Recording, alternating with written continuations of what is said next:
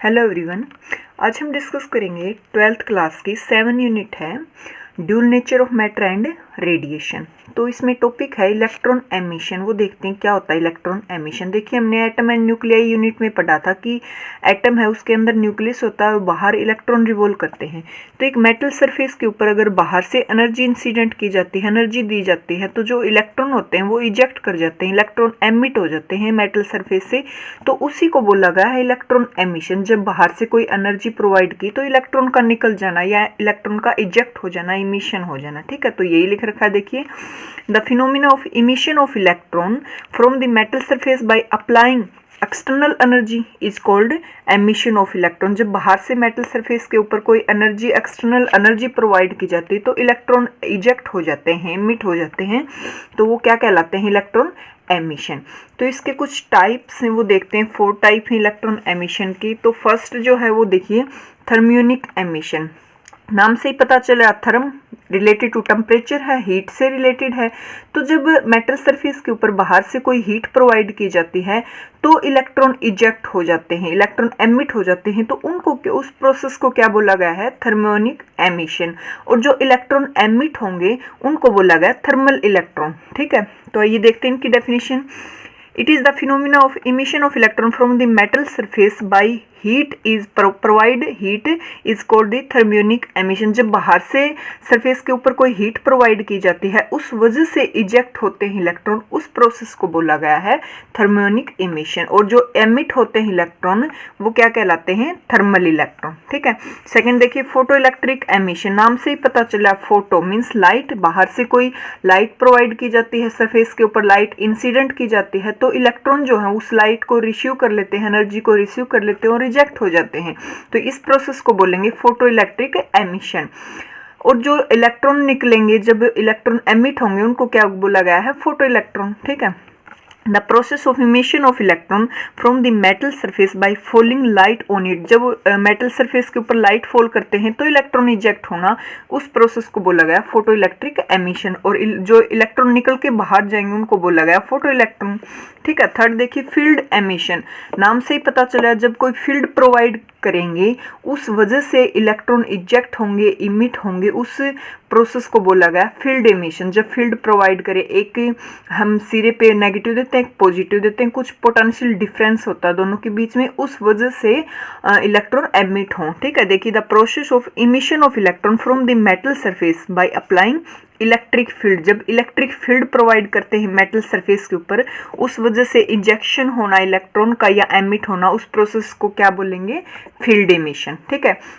देखिए फोर्थ है secondary emission. हमने पढ़ा था कि जैसे ये मेटल है, मेटल के सरफेस के ऊपर बाहर से जब बम्बार्ड करवाएंगे इलेक्ट्रॉन्स की, ठीक है, बम्बार्ड करवाएंगे तो ये जो इलेक्ट्रॉन है इस मेटल के सरफेस के ऊपर जो लूजली बाउंड इलेक्ट्रॉन है उनको एमिट कर देंगे। ठीक है, ये अपनी एनर्जी उनको दे देंगे और वो जो सरफेस के ऊपर इलेक्ट्रॉन थे वो एमिट हो जाएंगे। ठीक है, एनर्जी को रिसीव करके इजेक्ट हो जाएंगे। तो जो हमने बम्बार्ड करवाए हैं इलेक्ट्रॉन उनको बोला गया है प्राइमरी इलेक्ट्रॉन। और जो निकल के बाहर जाएंगे, जो इजेक्ट इलेक्ट्रॉन होंगे, वो कौन से इलेक्ट्रॉन बोलेंगे, उनको सेकेंडरी इलेक्ट्रॉन। तो सेकेंडरी इलेक्ट्रॉन जब बाहर जाएंगे इस प्रोसेस को बोला गया secondary emission. Means secondary electron का एमिट हो जाना इज कॉल्ड सेकेंडरी एमिशन। देखिए the process of emission of electron from the metal surface by fouling fast moving electron on it. जब फास्ट मूविंग इलेक्ट्रॉन इसके ऊपर इंसिडेंट करवाएंगे, इनको बोला गया प्राइमरी इलेक्ट्रॉन। तो ये अपनी एनर्जी अंदर जो सरफेस के ऊपर जो इलेक्ट्रॉन उनको दे देंगे और ये इजेक्ट हो जाएंगे। तो जो इजेक्ट होंगे वो सेकेंडरी इलेक्ट्रॉन है। तो फास्ट मूविंग इलेक्ट्रॉन को क्या बोला गया है, प्राइमरी इलेक्ट्रॉन। और इमिटेड जो इलेक्ट्रॉन हैं उनको क्या बोला गया, सेकेंडरी इलेक्ट्रॉन। तो इस तरह से 4 ये एमिशन के प्रोसेस हैं। और इलेक्ट्रॉन एमिशन होता क्या है, ठीक है, इलेक्ट्रॉन का इजेक्ट हो जाना फ्रॉम द मैटर सरफेस जब बाहर से कोई एक्सटर्नल एनर्जी प्रोवाइड की जाती है। नेक्स्ट वीडियो में फोटो इलेक्ट्रिक इफेक्ट करेंगे जो कि बहुत ही इंपॉर्टेंट है। Thank you. Hello everyone. Next topic हमारा फ्री इलेक्ट्रॉन इन मेटल। पीछे हमने पढ़ा था इलेक्ट्रॉन एमिशन, तो वहाँ हम बता रहे थे कि एक्सटर्नल बाहर से कोई एनर्जी इंसिडेंट की जाती है मेटल सरफेस के ऊपर तो इलेक्ट्रॉन जो है इजेक्ट हो जाते हैं, जो लूजली बाउंड होते हैं, जो फ्री होते हैं। तो फ्री इलेक्ट्रॉन मेटल में होते कौन से हैं वो देखिए मेटल सरफेस से, जैसे एटम न्यूक्लियाई का कंसेप्ट हमने पढ़ा था कि अंदर न्यूक्लियस होता है और बाहर इलेक्ट्रॉन रिवॉल्व करते हैं। तो कुछ इलेक्ट्रॉन मेटल सरफेस के अंदर लूजली बाउंड होते हैं जो वहाँ रिवॉल्व करते रहते हैं और छोड़ नहीं सकते, मेटल सरफेस को छोड़ के बाहर तो जा नहीं सकते, बट लूजली बाउंड होके वो अपने उसमें पाथ में रिवॉल्व करते हैं। तो फ्री इलेक्ट्रॉन जो लूजली बाउंड इलेक्ट्रॉन है उन्हीं को बोला गया फ्री इलेक्ट्रॉन इन मेटल भी फ्री होते हैं। वो जब बाहर से कोई एनर्जी इंसिडेंट करें तो वो ही इजेक्ट होते हैं, वो ही एमिट होते हैं जो लूजली बाउंड होते हैं। देखिए the electron in the outer cell, valence electron जो कि of the atom are loosely bound, they are freely move within the metal surface, metal surface के अंदर फ्रीली मूव करते हैं, but cannot leave the metal surface, but ये नहीं कि metal surface को छोड़ के वो बाहर चले जाएं, अंदर ही रिवॉल्व करते रहते हैं। सच लूजली बाउंड इलेक्ट्रॉन को क्या बोला गया? Free electron. जो लूजली बाउंड इलेक्ट्रॉन है उन्हीं को बोला गया फ्री इलेक्ट्रॉन, और जो लूजली बाउंड इलेक्ट्रॉन है वो ही एमिट होते हैं। जब बाहर से एनर्जी इंसिडेंट की जाती है तो वो एनर्जी को रिसीव कर लेते हैं और रिजेक्ट हो जाते हैं। देखिए अगर कोई भी बच्चे हैं, दोनों ने हाथ पकड़ रखा है, अब कोई थर्ड इसका खींचेगा और इसका, जिसने टाइटली पकड़ रखा है वो तो जल्दी से नहीं छूटेगा हाथ, और जिसका लूजली हाथ है वो आसानी से उसको खींच के और अपनी तरफ खींच लेगा, मीन्स छूट जाएगा हाथ है। तो जो लूजली बाउंड इलेक्ट्रॉन होते हैं वो ही इजेक्ट होते हैं क्योंकि वो लूजली हैं। अब टाइटली हैं वो तो एनर्जी से इतना जल्दी जाएंगे नहीं, पहले कौन जाएगा? जो लूजली बाउंड इलेक्ट्रॉन है। तो जो लूज है उन्हीं को बोला गया फ्री इलेक्ट्रॉन इन मेटल। ठीक है, देखिए नेक्स्ट है वर्क फंक्शन। अब वर्क फंक्शन क्या होता है? वर्क फंक्शन देखिए मेटल है, उसके ऊपर जब एनर्जी इंसिडेंट की जाती है तो इलेक्ट्रॉन जो लूजली बाउंड हैं वो इस एनर्जी को रिसीव कर लेते हैं और इजेक्ट हो जाते हैं, एमिट हो जाते हैं मेटल सरफेस से।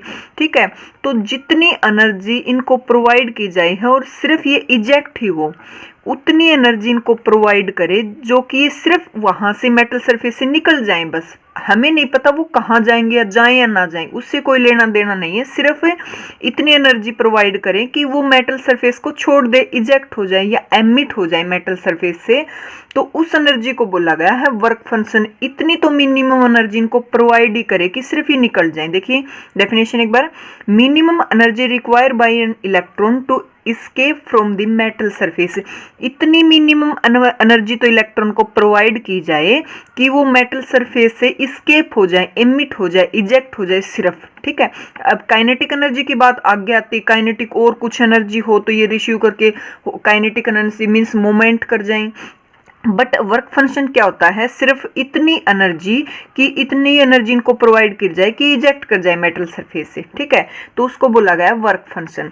किससे डिनोट करते हैं वर्क फंक्शन को? फाई से, और यूनिट होती है इलेक्ट्रॉन वोल्ट। जैसे वर्क की यूनिट क्या होती है? चार्ज इंटू वोल्ट होता है, तो इलेक्ट्रॉन वोल्ट इसी की वही यूनिट है। ठीक है, और 1 इलेक्ट्रॉन वोल्ट किसके इक्वल होता है? इलेक्ट्रॉन की क्या होती है वैल्यू? 1.6 10⁻⁻19। अब जूल में कन्वर्ट हो जाएगा। अब न्यूमेरिकल वगैरह में सोल्व करते हैं तो इलेक्ट्रॉन वोल्ट की जगह हम दिस रख देते हैं, क्वांटिटी 1.6 10⁻⁻19 जूल। इट डिप देखिए जो वर्क फंक्शन होता है वो मटेरियल पे डिपेंड करता है कि मटेरियल किस नेचर का है। ठीक है, work function depend on a material of the metal. Metal के मटेरियल पे डिपेंड करता है कि अगर अलग अलग मेटल लेंगे तो वर्क फंक्शन भी अलग अलग होगा, क्योंकि कोई किसी के लिए वर्क फंक्शन बहुत ज़्यादा होगा तभी वो इलेक्ट्रॉन को इजेक्ट कर पाएगा, किसी के लिए वर्क फंक्शन या ये कहीं की एनर्जी थोड़ी प्रोवाइड करेंगे तो भी वो निकल जाएगा। जैसे एग्जाम्पल ले रखा है मैंने सोडियम का। सोडियम का जो वर्क फंक्शन है ये है। ठीक है, प्लेटिनम का देखिए वर्क फंक्शन बहुत ज़्यादा है। सोडियम का जब मेटल लेते हैं तो इतनी एनर्जी प्रोवाइड करेंगे तो ही इलेक्ट्रॉन इजेक्ट हो जाएगा वहाँ से, जबकि प्लेटिनम में इतनी एनर्जी मिनिमम एनर्जी प्रोवाइड करेंगे तो इलेक्ट्रॉन इजेक्ट होगा।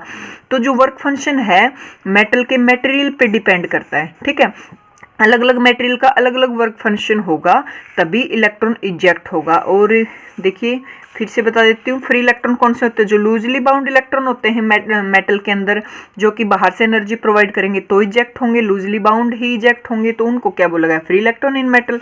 वर्क फंक्शन होता है इतनी तो मिनिमम एनर्जी मेटल के सरफेस के ऊपर हमें देनी ही होगी कि इजेक्ट हो जाए इलेक्ट्रॉन। ठीक है, बस इजेक्ट ही हो उतनी एनर्जी, वो एनर्जी किसके इक्वल होती है? वर्क फंक्शन के। वीडियो को लाइक कर दें। नेक्स्ट वीडियो में हम नेक्स्ट टॉपिक करेंगे। Thank you. Hello everyone, next topic हमारा फोटो इलेक्ट्रिक इफेक्ट। देखिए फोटो इलेक्ट्रिक इफेक्ट क्या होता है। ऐसा फिनोमिना है जो कि लाइट एनर्जी को इलेक्ट्रिकल एनर्जी में कन्वर्ट कर देता है। जैसे कि पीछे हमने टॉपिक किया था, उसमें हम बता रहे थे कि इंसिडेंट करेंगे मेटल सरफेस के ऊपर लाइट, और वो लाइट जो है लूजली बाउंड इलेक्ट्रॉन है वो रिसीव करके उस लाइट को रिजेक्ट हो जाएंगे, मूव कर जाएंगे। और इलेक्ट्रॉन का मूव क्या कहलाता है? करंट कहलाता है, करंट होता है उसमें। तो ऐसा फिनोमिना जो लाइट एनर्जी को इलेक्ट्रिकल एनर्जी मीन्स करंट में कन्वर्ट कर दे, ठीक है, तो उस इफेक्ट को क्या बोलेंगे? Photo electric effect. और जो इलेक्ट्रॉन मूव करते हैं जिस वजह से करंट होता है, उन इलेक्ट्रॉन्स को क्या बोला गया? Photo electron. और करंट को क्या बोलेंगे? Photo current. तो देखिए, the phenomena of converting light energy into electrical energy is called photo electric effect. Photoelectric effect क्या होता है? कन्वर्ट कर दे लाइट एनर्जी को, जो लाइट बाहर से हम देते हैं उसको किसमें? इलेक्ट्रिकल एनर्जी में, मीन्स करंट में कन्वर्ट कर दे, ठीक है। उसी इफेक्ट को क्या बोलेंगे? Photo electric effect. The emitted electron by photo electric effect is called photo electron. जो इलेक्ट्रॉन एमिट होते हैं, इजेक्ट हो जाते हैं मेटल सरफेस के ऊपर से, उन इलेक्ट्रॉन्स को क्या बोला गया है? फोटो इलेक्ट्रॉन, ठीक है। The current produce by the photoelectric effect is called photo current. और जो करंट होगा उसके अंदर, उस करंट को क्या बोलेंगे? Photo current. तो इसका एक एक्सपेरिमेंट देखते हैं कि कैसे होता है। ये देखिए, ये कोई ग्लास चैम्बर ले लिया हमने, यहाँ सोर्स है, बाहर जो लाइट प्रोवाइड करते हैं, लाइट इंसिडेंट करते हैं मैटर सरफेस के ऊपर, ये सोर्स है, ठीक है। यहाँ विंडो लगा रखी है, एक ट्रांसपेरेंट विंडो, जो कि एक पर्टिकुलर फ्रीक्वेंसी या कहें कि पर्टिकुलर वेवलेंथ की ही लाइट को पास करेगी, ठीक है। यहाँ पे देखिए सी है वो कैथोड है, ए एनोड है, प्लेट लगा रखे हैं, यहाँ रियोस्टेट रेजिस्टेंस लगा रखा है, पर्टिकुलर हम रेजिस्टेंस प्रोवाइड करेंगे। यहाँ माइक्रो एम्पियर है जो कि करंट को मेजर करता है कि सर्किट में कितना करंट होगा। यहाँ की लगा रखी है, क्लोज करेंगे तभी करंट मूव करेगा, ठीक है। यहाँ बैटरी लगा रखी है, बैटरी दोनों कितना पोटेंशियल डिफरेंस हमें प्रोवाइड करना है वो बैटरी से सेटअप कर देंगे, ठीक है। तो क्या होता है, देखिए यहाँ सोर्स से जब एनर्जी प्रोवाइड करेंगे, एनर्जी इंसिडेंट करेंगे मैटर सरफेस के ऊपर है, तो ये यहाँ नेगेटिव है, ये पॉजिटिव पे रख रखा है हमने, ठीक है। यहाँ एनर्जी जो लूजली बाउंड इलेक्ट्रॉन है वो एनर्जी को रिसीव करेंगे, एनर्जी लेके वो एमिट हो जाएंगे या कहीं के इजेक्ट हो जाएंगे यहाँ से, ठीक है। अब इजेक्ट हो जाएंगे, इधर क्या है देखिए, इस पे पॉजिटिव चार्ज है, तो पॉजिटिव चार्ज इलेक्ट्रॉन को क्या कर लेगा? अपनी तरफ अट्रैक्ट कर लेगा। तो इलेक्ट्रॉन मूवमेंट कर रहे हैं, इलेक्ट्रॉन मूव कर रहे हैं, तो क्या होगा? मीन्स करंट है सर्किट के अंदर, और वो कौन मेजर कर रहा है? माइक्रो एम्पियर लगा रखे हैं हमने कि सर्किट के अंदर कितना करंट है, ठीक है। इस बैटरी से हम पोटेंशियल जो है ए पे पॉजिटिव कितना रखना हमें, वो भी हम सेट कर सकते हैं। कम करेंगे, कम पॉजिटिव या ज़्यादा पॉजिटिव, ऐसे इससे सेट करेंगे किससे? बैटरी से, ठीक है। देखिए W क्या है? ट्रांसपेरेंट विंडो है जो कि पर्टिकुलर वेवलेंथ या फ्रीक्वेंसी की को ही लाइट को पास होने देती है। और C क्या है? ये देखिए एमिटर। एमिटर क्यों बोला गया? क्योंकि इलेक्ट्रॉन को ये एमिट करता है, ठीक है। ए कौन है? कोलेक्टर बोला गया है, एनोड जो कि कोलेक्टर है, मीन्स इलेक्ट्रॉन को कलेक्ट करता है, इसलिए इसको बोला गया कोलेक्टर, ठीक है। देखिए नेक्स्ट जो पॉइंट लिख रखे हमने, सी इज फोटोसेंसिटिव प्लेट, ये which is called the emitter. Emitter कहलाती है। A is metal plate which is called collector, जो कि इलेक्ट्रॉन को कलेक्ट करती है। ए ट्रांसपेरेंट विंडो डब्ल्यू एक ट्रांसपेरेंट विंडो है, ये रही, is sealed on the glass tube पे ऐसे सील कर रखी, which can be convert with a filter for a light for particular radiation. This will be allow the light for a particular wavelength to pass through it. जो window है transparent window, वो सिर्फ एक particular wavelength या frequency की ही light को पास होने देती है, ठीक है। द प्लेट ए एनोड, ये वाली प्लेट जो राइट साइड थी, the plate A can be positive, उस पे हमने पॉजिटिव ले रखा है, और negative according to our purpose with the help of battery. ये कह रहा है कि बैटरी की हेल्प से हम जो ए के ऊपर ऐसे पॉजिटिव ले रखा है, पॉजिटिव कितना करना है या नेगेटिव भी कर सकते हैं, ठीक है। वो किसकी हेल्प से करेंगे? बैटरी की हेल्प से।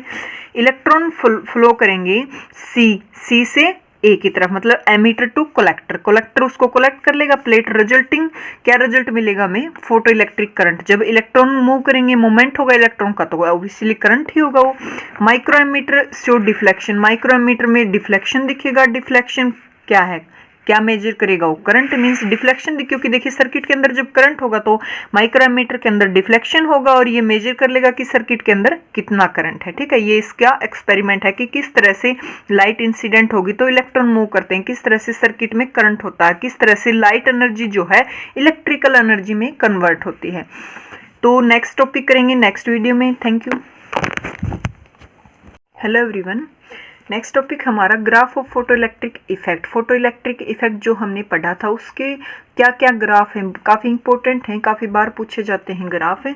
अगर आपने फोटो इलेक्ट्रिक इफेक्ट का जो एक्सपेरिमेंट था, जो हमने समझा था, पढ़ा था, अगर वो अच्छे से आपको समझ आ गया, अच्छे से आपने कर लिया, तो ग्राफ भी आप आसानी से कर सकते हैं। और ग्राफ अगर आपने आसानी से समझ लिए तो लॉज हैं फोटो इलेक्ट्रिक एमिशन के, क्या क्या लॉ हैं वो भी आप अच्छे से कर सकते हैं अगर आपने ग्राफ समझ लिए अच्छे से। तो आइए देखते हैं। First, effect of intensity of the incident radiation on photo current. Photo current और इंटेंसिटी के बीच में क्या रिलेशन, क्या इफेक्ट हुआ, देखते हैं। इंटेंसिटी इंक्रीज करते हैं, डिक्रीज करते हैं, तो फोटो करंट पे क्या इफेक्ट पड़ता है। देखिए, इंटेंसिटी मीन्स लाइट को, लाइट है उसकी एनर्जी को इंक्रीज करेंगे। अगर इंटेंसिटी इंक्रीज करेंगे तो जो मेटल सरफेस है उसके ऊपर अगर एनर्जी है लाइट की, जो हम इंसिडेंट कर रहे हैं, वो एनर्जी अगर इंक्रीज हो जाती है, मीन्स इंटेंसिटी को इंक्रीज कर देते हैं, तो उतने ही जो इलेक्ट्रॉन है एमिट होंगे वो ज़्यादा होंगे। ठीक है, उतने ही ज़्यादा एमिट होंगे इलेक्ट्रॉन। अब इलेक्ट्रॉन जितने ज़्यादा एमिट होंगे उतना ही मीन्स करंट ज़्यादा होगा, क्योंकि करंट क्या होता है, मोमेंट ऑफ इलेक्ट्रॉन। ठीक है, तो जितनी इंटेंसिटी ज़्यादा करेंगे इंसिडेंट लाइट की, मीन्स एनर्जी ज़्यादा हो रही तो इलेक्ट्रॉन एमिट ज़्यादा हो रहे हैं, और जितने इलेक्ट्रॉन ज़्यादा एमिट होंगे उतना ही करंट ज़्यादा होगा। इसका मतलब तो इंटेंसिटी के ये कह सकते हैं तो डायरेक्टली प्रोपोर्शनल है, ये इंक्रीज तो करंट इंक्रीज। ठीक है, तो देखिए ग्राफ में भी मैंने लिख रखा है, एक साइड इंटेंसिटी है, एक साइड फोटो इलेक्ट्रिक करंट है, एकदम से लीनियर ग्राफ मिला हमें, directly proportional. Intensity increase, photo electric current increase, कुछ लिख रखा है वो देखते हैं एक बार। इफ इंटेंसिटी इंक्रीज करेंगे, इलेक्ट्रॉन एमिट ज्यादा होंगे, वो भी इंक्रीज मिलेंगे। ये एरो मैंने इंक्रीज के लिए यूज कर रखा। Electron inject more, that is current increase, current ज्यादा मिलेगा। फ्रीक्वेंसी हमने फिक्स रख रखी है, मीन्स फ्रीक्वेंसी पे डिपेंडेंट नहीं करता फोटो इलेक्ट्रिक करंट। ठीक है, तो फिर फ्रीक्वेंसी को फिक्स करेंगे। Intensity of incident radiation very कर रही है, दैट इज करंट वेरी कर रहा है, करंट हमें ज्यादा मिला है, बट फ्रीक्वेंसी फिक्स है, मीन्स फ्रीक्वेंसी पे करंट डिपेंड ही नहीं कर रहा है। ठीक है, photo electric current very linearly with the linear intensity of the incident radiation, means linearly very कर रहा है, ग्राफ में दिख ही रहा है। इंटेंसिटी के साथ photo electric current linearly very कर रहा है। तो यहाँ मैंने शॉर्ट में कुछ लिख रखा ताकि मेमोराइज कर सके, समझ तो लिया हमने कैसे होता है, बट मेमोराइज करने के लिए अगर इंटेंसिटी इंक्रीज करेंगे तो इंजेक्टेड इलेक्ट्रॉन वो ज्यादा होंगे, डायरेक्टली प्रोपोर्शनल है। अब जो इंटेंसिटी ज्यादा है तो ये कह सकते हैं इलेक्ट्रॉन ज्यादा है, तो मीन्स करंट ज्यादा है, करंट भी डायरेक्टली प्रोपोर्शनल होगा इंटेंसिटी के। ठीक है, तो इस तरह से इंटेंसिटी पे डिपेंडेंट करता है। नेक्स्ट देखिए, effect of potential of a plate A with respect to plate C. अब प्लेट ए सी हमने कहाँ ली थी, मेटल सरफेस पे, इधर सी लिया था, इधर ए था, कैथोड एनोड, इस ये नेगेटिव चार्ज था, इस पे पॉजिटिव चार्ज था। तो ये कह रहा है कि पोटेंशियल का जो प्लेट ए है उसका अगर पोटेंशियल कम ज़्यादा करते हैं तो वो क्या इफेक्ट डालता है वो देखेंगे। देखिए नीचे हमने बैटरी यूज कर रखी थी, उसकी वजह से जो एनोड था इसका पोटेंशियल हम सेट कर रहे थे, कभी पॉजिटिव नेगेटिव भी कर सकते हैं, मैंने बताया था। तो मान लो एक बार प्रोसेस समझते हैं। जो एनोड था जिसके ऊपर पॉजिटिव चार्ज था, बैटरी से हमने और पॉजिटिव कर दिया इसको, तो यहाँ से इजेक्ट होंगे इलेक्ट्रॉन। वो अगर ये ज्यादा पॉजिटिव होगा मीन्स ज्यादा अपनी तरफ अट्रैक्ट करेगा। अब ज्यादा मीन्स तेजी से भागेंगे तो मीन्स करंट ज्यादा होगा। इसको और पॉजिटिव करते हैं मीन्स और ज्यादा अपनी तरफ अट्रैक्ट ज्यादा करेंगे इलेक्ट्रॉन्स को, और ज्यादा करंट होगा। बट एट ए टाइम एक ऐसा टाइम आएगा, इसको चाहे एनोड को और ज्यादा हम पॉजिटिव कर दें with the help of battery, तो क्या होगा, मीन्स ये तो लिमिटेड ही है, बाद में एक टाइम ऐसा आएगा कि इनकी लिमिटेशन हो जाएगी, मीन्स इतने ही इलेक्ट्रॉन एजेक्ट होंगे, तो वहां करंट फिक्स हो जाएगा, मीन्स ये कह सकते हैं सैचुरेट हो जाएगा, चाहे इसको कितना भी और पॉजिटिव कर ले करंट सैचुरेट हो जाएगा। ठीक है, अब सेकंड कंडीशन ये है कि जो एनोड है उसको हम नेगेटिव करते जाते हैं। ठीक है, पहले पॉजिटिव कर रहे थे, करंट इंक्रीज हो रहा था, और एक टाइम ऐसा है कि वो सैचुरेट हो गया। अब एनोड को नेगेटिव मीन्स कम करते जाते हैं, पॉजिटिव से कम किया, जीरो की तरफ ले जा रहे हैं। ठीक है, तो अगर ये कम पॉजिटिव होगा तो इलेक्ट्रॉन को कम अट्रैक्ट करेगा, और ज्यादा मीन्स कम होता जीरो की तरफ ये नेगेटिव कर दें हम, तो ये एक टाइम तो ऐसा ही आएगा, इलेक्ट्रॉन नेगेटिव तो रिपेल होते हैं, ये रिपेल करने लग जाएगा। ठीक है, अब रिपेल करेगा अपनी तरफ, अट्रैक्ट करेगा ही नहीं, रिपेल करेगा, इलेक्ट्रॉन यही रह जाएंगे, मूवमेंट ही नहीं हो इलेक्ट्रॉन का। अब मूव नहीं करे इलेक्ट्रॉन मीन्स करंट हमारा जीरो हो गया, करंट तो हुआ ही नहीं, क्योंकि ये तो अब इलेक्ट्रॉन्स को रिपेल कर रहा है। तो एक टाइम ऐसा आया, एक जिस पोटेंशियल पे, जो पोटेंशियल हमने फिक्स किया है के ऊपर नेगेटिव पोटेंशियल, ऐसा पोटेंशियल जहां करंट बिल्कुल जीरो हो जाए, उस पोटेंशियल को क्या बोला गया? स्टॉपिंग पोटेंशियल, क्योंकि इसने तो करंट को स्टॉप कर दिया। तो ऐसा पोटेंशियल जो करंट को जीरो कर देता, स्टॉप कर देता, उसको क्या बोलेंगे? Stopping potential. देखिए एक बार थ्योरी लिख रखी है, effect of potential of plate A with respect to C.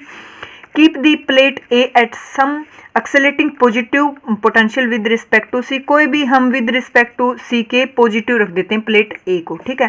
Plate A attract the electron, electron को अट्रैक्ट करेगा, करंट इंक्रीज होगा। At one stage for the certain positive potential of plate A current become saturate. कितना भी हम positive कर देते हैं, एक टाइम ऐसा आएगा कि करंट सैचुरेट हो जाएगा, ठीक है। उसको क्या बोलेंगे? सैचुरेशन करंट, ठीक है। If we increase potential, A का अगर और पोटेंशियल इंक्रीज करें, नो करंट इंक्रीज, और करंट इंक्रीज नहीं हो रहा। Now apply a negative potential on plate A with respect to C. अब हम क्या करते हैं? प्लेट ए के ऊपर नेगेटिव पोटेंशियल देते हैं कुछ, ठीक है। नेगेटिव दिया, प्लेट ए क्या करेगी? रिपेल करेगी इलेक्ट्रॉन्स को, इलेक्ट्रॉन को रिपेल करेगी, मींस करंट डिक्रीज होगा। At one time it become zero, एक टाइम ऐसा आएगा कि करंट जीरो ही हो जाएगा। At a certain value negative potential we naught on the plate, एक ऐसा पोटेंशियल वी नोट ए को देंगे जिसके ऊपर करंट बिल्कुल ही जीरो हो जाएगा। This maximum negative potential we note वो potential give to the plate A with respect to C at which photoelectric current become zero. ऐसा एक पोटेंशियल वी नोट देंगे नेगेटिव पोटेंशियल ए प्लेट को कि current उसके ऊपर zero हो जाएगा, ठीक है। Is called stopping potential. उस पोटेंशियल को क्या बोला गया? स्टॉपिंग पोटेंशियल, या फिर कह सकते हैं कट ऑफ पोटेंशियल, क्योंकि इसने करंट को कट कर दिया, ठीक है। इस तरह से ए के ऊपर जो हम पोटेंशियल दे रहे हैं उसकी वजह से क्या वेरिएशन आया करंट के अंदर, वो हमने ग्राफ तो देखा ही नहीं, अभी तो हमने थ्योरी पढ़ी। देखिए ग्राफ ये रहा कि पोटेंशियल इंक्रीज करते हैं ए के ऊपर, करंट इंक्रीज होगा। एक टाइम ऐसा आएगा कि इधर देखिए करंट ले रखा है, करंट की वैल्यू यहाँ फिक्स ही है, सपोज करें कुछ भी है, देखिए सेम ही रह रही है, तो सैचुरेट हो जाएगा, ठीक है। अब प्लेट जो ए था उसका हमने पोटेंशियल डिक्रीज किया, फोटो इलेक्ट्रिक करंट डिक्रीज हो रहा है। एक टाइम ऐसा आया ए के ऊपर हमने कुछ पोटेंशियल दिया minus V naught, that is stopping potential.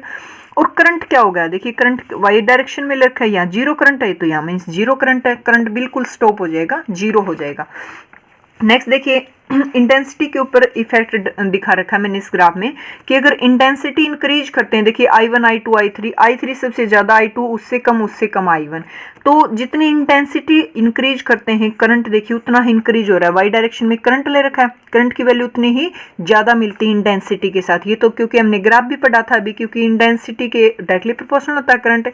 But देखिए इंटेंसिटी इंक्रीज कर देते हैं, फिर भी वो जो स्टॉपिंग पोटेंशियल है उसकी वैल्यू सेम रहता है, मीन से स्टॉपिंग पोटेंशियल इंटेंसिटी पे इंडिपेंडेंट है। ये कह सकते हैं कि इंडिपेंडेंट कैसे, कि देखिए यहाँ पे जो फिक्स वैल्यू कर रहे थे हम एनोड प्लेट पे, वो हम उतनी ही रखेंगे जिस पे करंट जीरो हो जाएगा। चाहे इंटेंसिटी इंक्रीज करते जाओ, करंट वहां जीरो हो ही जाएगा इस पोटेंशियल के ऊपर। तो ये कह सकते हैं जो स्टॉपिंग पोटेंशियल वो इंटेंसिटी पे इंडिपेंडेंट है, डिपेंड नहीं करता। फ्रीक्वेंसी सेम है, स्टॉपिंग पोटेंशियल सेम है, वहन इंटेंसिटी इंक्रीज, कितनी भी इंटेंसिटी इंक्रीज कर लो स्टॉपिंग पोटेंशियल हमें वही मिला है, that is stopping potential same does not depend upon intensity पे डिपेंड नहीं किया।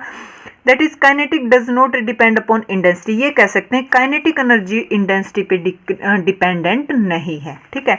अब देखिए नेक्स्ट इफेक्ट ऑफ फ्रीक्वेंसी का इफेक्ट देखते हैं हम करंट के ऊपर।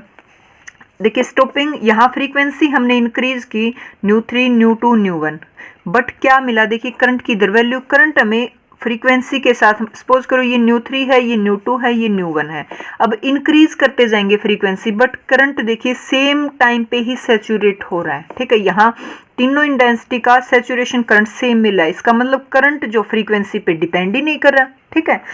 बट स्टॉपिंग पोटेंशियल फ्रीक्वेंसी पे डिपेंडेंट है। देखिए स्टॉपिंग पोटेंशियल अलग अलग मिल रहा है जब फ्रीक्वेंसी अलग अलग है, ठीक है, सभी अलग अलग के लिए अलग अलग मिल रहा है। इंटेंसिटी पे स्टॉपिंग पोटेंशियल डिपेंड नहीं करता, बट फ्रीक्वेंसी पे डिपेंड कर रहा है, अलग अलग वैल्यू आ रही। इंटेंसिटी पे करंट डिपेंड करता है, बट फ्रीक्वेंसी पे करंट डिपेंड नहीं कर रहा, ठीक है। ये मेमोराइज भी कर सकते हैं समझने के बाद। Stopping potential is different for different frequency, stopping potential different है डिफरेंट फ्रीक्वेंसी के लिए। करंट सेम है, बट देखिए करंट तो does not depend upon frequency, ठीक है।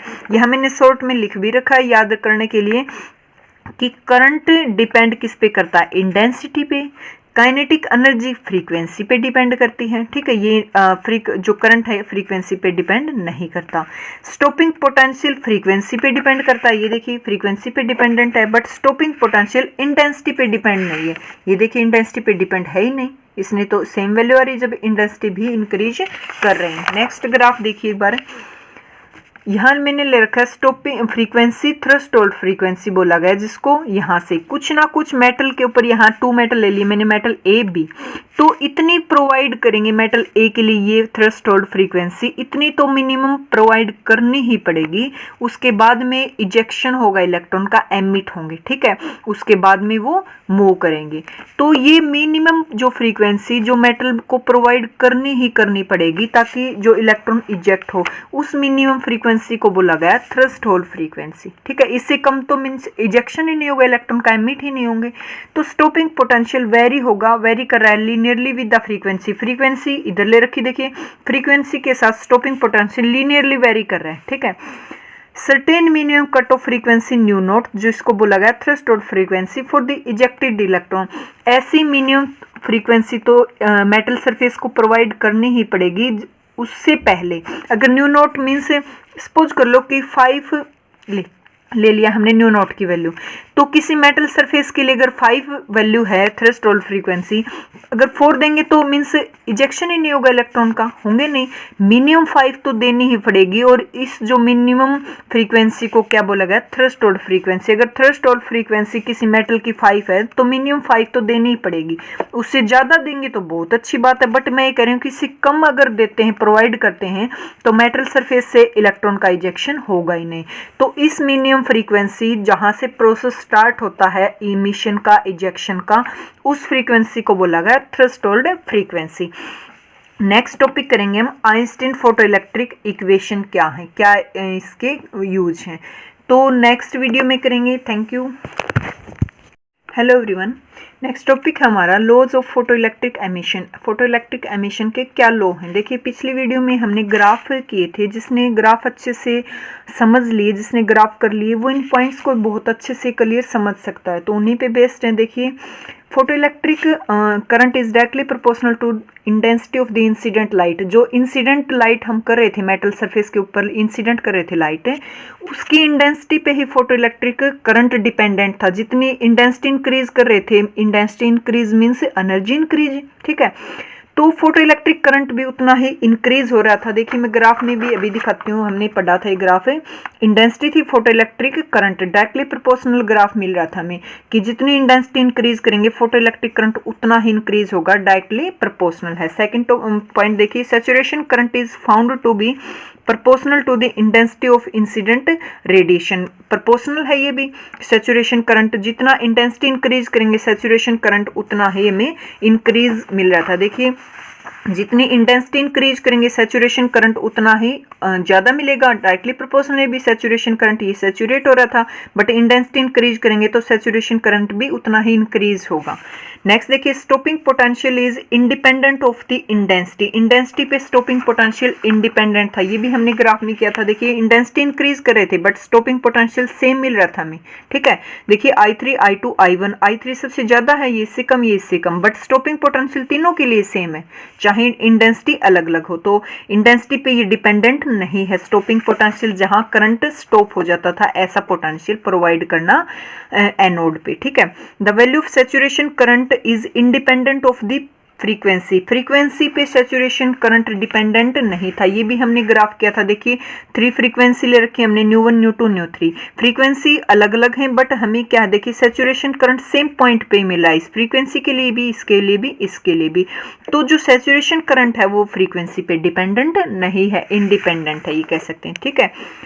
The value of saturation difference, the stopping potential increase in negative for higher frequency, higher frequency के लिए स्टॉपिंग पोटेंशियल इंक्रीज कर रहा है। देखिए ये भी हमने ग्राफ कर रखा है, जब फ्रीक्वेंसी हम अलग अलग लेंगे, फ्रीक्वेंसी को इंक्रीज कर रहे हैं तो जो स्टॉपिंग पोटेंशियल है वो भी इंक्रीज हो रहा है, अलग अलग मिल रहा है। स्टॉपिंग पोटेंशियल किस पे डिपेंडेंट है? फ्रीक्वेंसी पे। अलग अलग फ्रीक्वेंसी के लिए डिफरेंट फ्रीक्वेंसी के लिए डिफरेंट स्टॉपिंग पोटेंशियल मिलेगा और वेरी भी कर रहा है, ठीक है।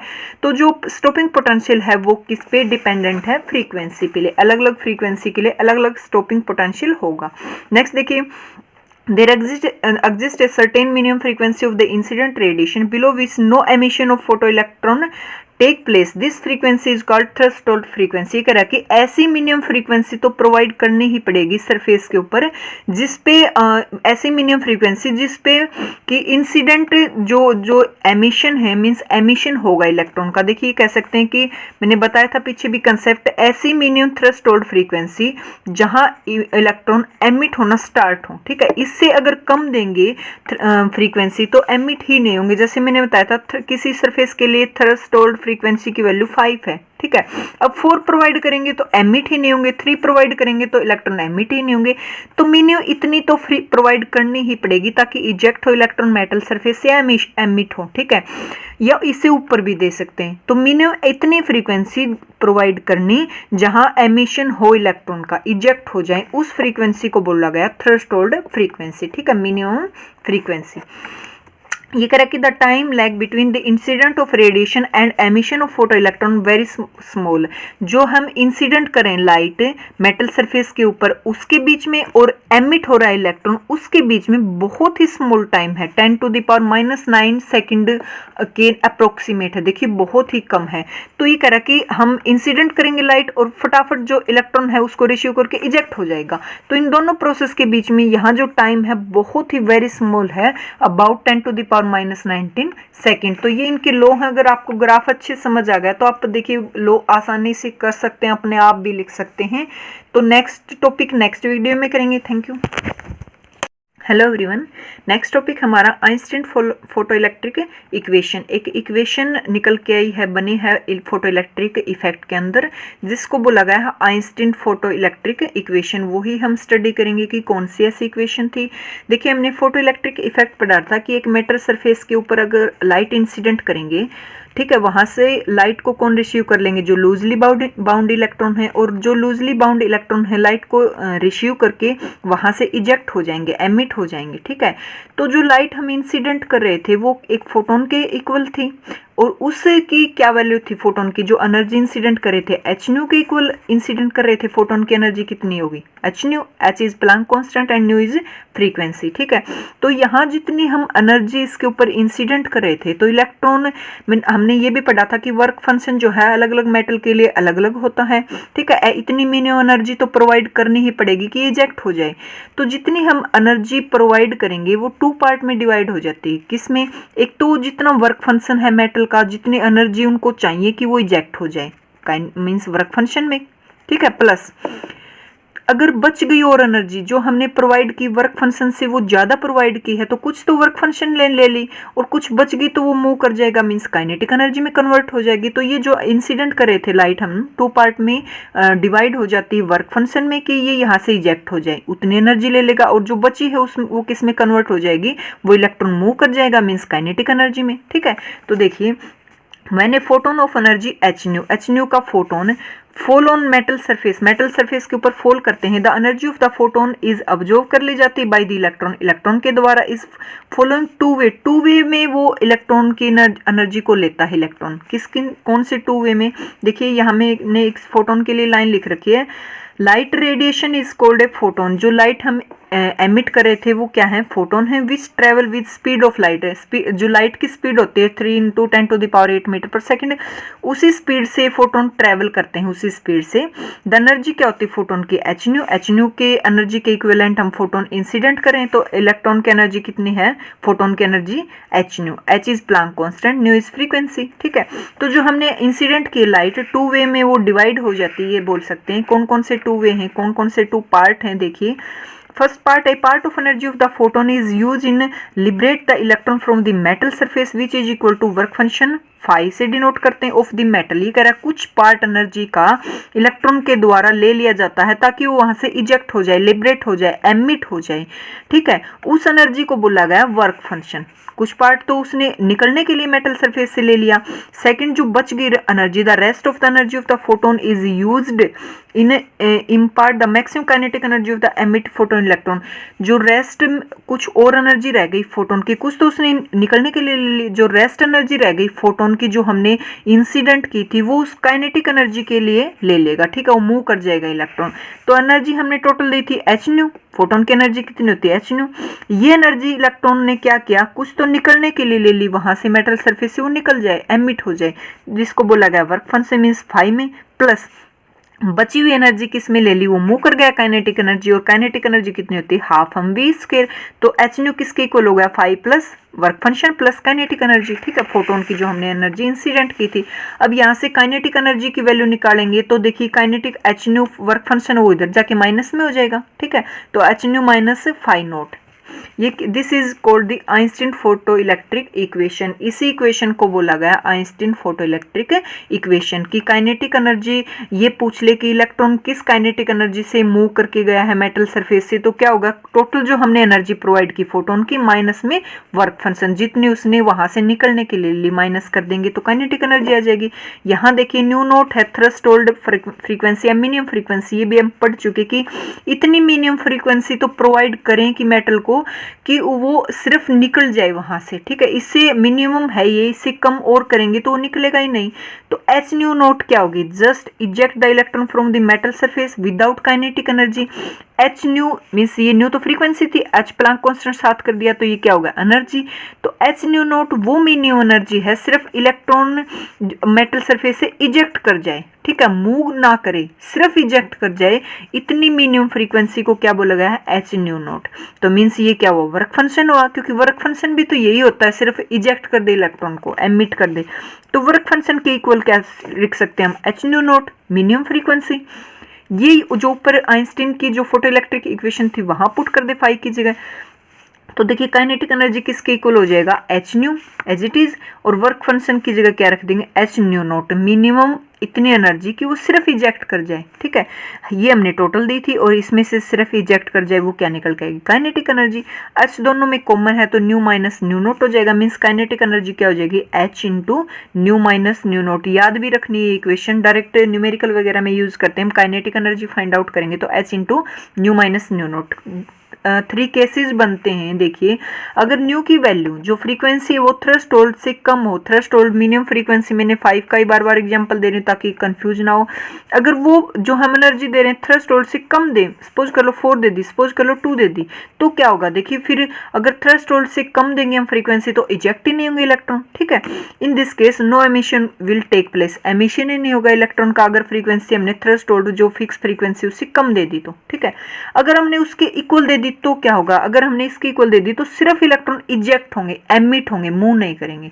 देखिए in this case the emission will be take place but no movement of electron, kinetic energy नहीं होगी क्योंकि इसके हमने इक्वल दी, इतनी एनर्जी तो सिर्फ किसके लिए प्रोवाइड करते हैं कि वहां से वो निकल जाए, इजेक्ट हो जाए। अगर हमने फ्रीक्वेंसी थ्रेशोल्ड से ज़्यादा दे दी तो क्या होगा, ज़्यादा दे दी, सपोज करो 7 दे दी तो 5 तो ये निकलने के लिए ले ली इसने, अब 2 बच गई तो 2 से मूव कर जाएगा, मीन्स काइनेटिक एनर्जी भी होगी। तो देखिए in this case emission will take place, emission भी होगा, और एक्साइटेड जो इलेक्ट्रॉन है जो एक्साइटेड हो गया विल हैव काइनेटिक एनर्जी, उसकी कुछ काइनेटिक एनर्जी भी होगी। तो ये हमारा आइंस्टीन फोटो इलेक्ट्रिक इक्वेशन का कंसेप्ट खत्म होता है। ये भी याद रखनी है, फोटो इलेक्ट्रिक जो इक्वेशन है आइंस्टीन की क्या होती है। नेक्स्ट टॉपिक नेक्स्ट वीडियो में करेंगे। Thank you. Hello everyone, next topic हमारा पार्टिकल नेचर ऑफ लाइट। देखिए जब एक्सपेरिमेंट किए गए, इंटरफेरेंस है, डिफ्रैक्शन है, पोलराइजेशन है, वहाँ से पता चला कि लाइट जो है वेव नेचर की होती है, वेव नेचर है लाइट का। बट जब फोटो इलेक्ट्रिक इफेक्ट किया गया उसमें पता चला कि लाइट का जो है पार्टिकल नेचर है। कैसे, जब लाइट इंसिडेंट हो रही थी, लाइट जो है पैकेज ऑफ एनर्जी की फॉर्म में थी या फिर ये कहें कि क्वांटा की फॉर्म में, तो फोटोन इंसिडेंट हो रहे थे। अब फोटोन क्या एक पार्टिकल है, पार्टिकल जब पार्टिकल से टकराएगा तो यहाँ जो इलेक्ट्रॉन थे उनको इजेक्ट कर रहा था, एमिट हो रहे थे इलेक्ट्रॉन फोटोन की एनर्जी को गेन करके। तो तो फोटोन था वो एक पार्टिकल है। इस एक्सपेरिमेंट से, फोटो इलेक्ट्रिक इफेक्ट एक्सपेरिमेंट से पता चला कि लाइट का नेचर तो पार्टिकल नेचर है। इसका मतलब क्या हुआ, लाइट के दो नेचर हैं, वेव नेचर भी है और पार्टिकल नेचर भी है। तभी इस यूनिट का नाम रखा गया है dual nature of matter and radiation. Matter और रेडिएशन दोनों ड्यूल नेचर होते हैं, particle nature as well as wave nature. तो देखिए, आइए वही एक्सपेरिमेंट वहीं देखते हैं कि पार्टिकल नेचर में क्या क्या होता है, क्या क्या बताया गया है। देखिए, from photoelectric effect conclusion निकल के है कि that light in interaction with matter behave as if it was made of a quanta और package of energy, each of energy H nu. Photoelectric effect में ही देखा गया कि जब लाइट इंसिडेंट हो रही थी वो पैकेज की फॉर्म में आ रही थी और हर पैकेज की जो एनर्जी थी, energy E is equal to h nu. H is Planck constant and nu is frequency. तो एनर्जी जो इंसिडेंट हो रही थी वो एच न्यू के इक्वल थी। ठीक है, यहाँ मैंने शॉर्ट में थोड़ा सा लिखा है। कई बार है ना कंपटीशन एग्जाम है जैसे स्टेट है, डायरेक्ट पूछते हैं कि इनमें से किस में लाइट जो है वेव नेचर होती है या पार्टिकल नेचर होती है, ऐसे पूछ लेते हैं। तो मैंने दोनों को डब्बों में बंद कर दिया अलग अलग। देखिए, वेव नेचर किस किस में होता है, इंटरफेरेंस में, डिफ्रैक्शन में और पोलराइजेशन में। बट फोटो इलेक्ट्रिक इफेक्ट है, कॉम्पटन इफेक्ट है, एक्सरे स्कैटरिंग है इलेक्ट्रॉन के साथ, ब्लैक बॉडी रेडिएशन है, इनमें जो लाइट का नेचर होता है वो पार्टिकल नेचर होता है। ठीक है, बट हम तो क्या पढ़ रहे हैं आज, पार्टिकल नेचर ही डिस्कस करेंगे। तो देखिए, definite value of energy H nu as well as momentum. देखिए, यहाँ जो फोटोन इंसिडेंट हो रहा था उसकी एक डेफिनेट एनर्जी थी, डेफिनेट मोमेंटम था। तो वहां से पता चला मोमेंटम है मीन्स ये तो पार्टिकल है और पार्टिकल पार्टिकल के साथ टकरा रहा है और यहाँ जो इलेक्ट्रॉन है उनको एमिट करा, इजेक्ट करा है। तो इसका मतलब जो लाइट आ रही थी वो किसकी फॉर्म में थी, तो पार्टिकल की फॉर्म में थी। इस फोटोन, ये फोटोन है कि डेफिनेट इसकी एनर्जी है, this is H new, and definite उसका मोमेंटम है। मोमेंटम क्या होता है, ई बाई सी। ई कितना है, एच न्यू बाई सी। तो इसका डेफिनेट एनर्जी भी है और मोमेंटम भी है। ये इंडिकेट कर रहा है कि ये तो पार्टिकल है। ठीक है, जिसका नाम क्या, फोटोन। अब ये पढ़ तो लिया कि फोटोन इंसिडेंट हो रहे हैं, फोटोन इलेक्ट्रॉन से टकरा रहा है और इलेक्ट्रॉन को इजेक्ट कर रहा है। फोटोन की प्रॉपर्टी क्या क्या है, क्या होता है फोटोन, क्या इसकी एनर्जी, मोमेंटम, मास, सब कुछ प्रॉपर्टी इसकी हम डिस्कस करेंगे कि फोटोन की क्या क्या प्रॉपर्टीज होती हैं। ठीक है, वो देखते हैं क्या। देखिए, properties of the photon. Properties देखिए, in interaction of radiation with matter, radiation behave as if it is made of a particle like photon. हमने पार्टिकल नेचर में क्या है, फोटोन इंसिडेंट कर रहे हैं मैटर के ऊपर, तो फोटोन क्या है, एक पार्टिकल है। और फोटोन की एनर्जी कितनी होती है, एच न्यू। ठीक है, एच न्यू, न्यू फ्रीक्वेंसी है। तो न्यू को क्या लिख सकते हैं, सी बाई लैम्डा, जब लैम्डा की फॉर्म में लिखते हो, क्योंकि जो फ्रीक्वेंसी वो इनवर्सली प्रोपोर्शनल होती है लैम्डा के, और इनवर्सली प्रोपोर्शनल का साइन हटाने के लिए हमने क्या यूज किया था, सी। तो एच सी बाई लैम्डा हो जाएगी। अब मोमेंटम क्या होगा, इसका मोमेंटम होता है ई बाई सी। ई की वैल्यू एच न्यू है बाई सी। तो एच न्यू को देखिए, सी बाई न्यू को फिर से लैम्डा की फॉर्म में भी लिख सकते हैं। ठीक है, क्योंकि इनवर्सली प्रोपोर्शनल। एच क्या है, यहाँ पे प्लांक कांस्टेंट है। अब ये कह कि एनर्जी जो है does not depend upon intensity. जो एनर्जी फोटोन की वो इंटेंसिटी पे डिपेंड नहीं करती। ये नहीं कि हम इंटेंसिटी इंक्रीज कर देंगे कि फोटोन की जो एनर्जी वो इंक्रीज हो जाएगी, नहीं। क्योंकि एनर्जी देखिए फ्रीक्वेंसी पे डिपेंडेंट है। ई एच न्यू, एच तो कांस्टेंट है, कांस्टेंट वैल्यू है, बट न्यू की तो कुछ वैल्यू होती है, फ्रीक्वेंसी जो दी जाती है उसको। ठीक है, तो जो एनर्जी वो न्यू पे डिपेंड करती, मीन्स फ्रीक्वेंसी पे डिपेंड करती, इंटेंसिटी पे तो डिपेंड ही नहीं करती।